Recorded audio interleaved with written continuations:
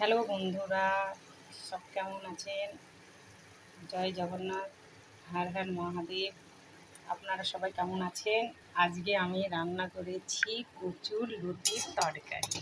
এই দেখেন, কচুর লতির তরকারি করেছি, আর মাছের ঝোল করেছি, ভাত করেছি। আপনারা কে কে কচুর লতি খেতে ভালোবাসেন একটু বলবেন, কমেন্ট করে শেয়ার করে বলবেন। আর আমরা সবাই ভালো আছি, সপরিবারে ভালো আছি। আপনারা সবাই ভালো থাকবেন, ঈশ্বরের কাছে, আমার জগন্নাথের কাছে আর আমার ভোলানাথের কাছে এইটাই মঙ্গল কামনা করে আপনারা সবাই ভালো থাকবেন।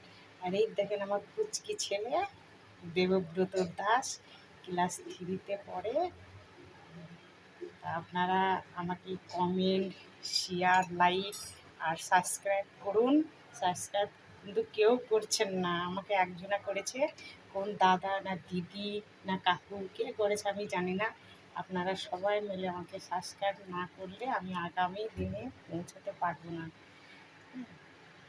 আর একটু লাইক শেয়ার কমেন্ট করুন। কেন করতে আপনাদের কি খুব অসুবিধা হচ্ছে? কোনো অসুবিধা হবে না।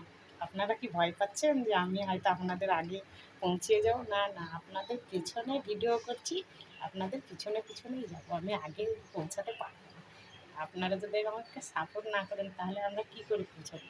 আর আমার ইউটিউবের চ্যানেলের বন্ধুরা, ইনস্টাগ্রামের বন্ধুরা, ফেসবুকের বন্ধুরা সবাই ভালো থাকবেন। আমি আমার জগন্নাথের কাছে, ভোলানাথের কাছে মঙ্গল কামনা করি। আর আমার একটা ভোলানাথ আছে, সে ভোলানাথও খুব ভালো। তার জন্য আপনারা মঙ্গল কামনা করুন, সে যেন সুস্থ থাকে, আমার ভোলানাথ যেন ভালো থাকে। ঠিক আছে?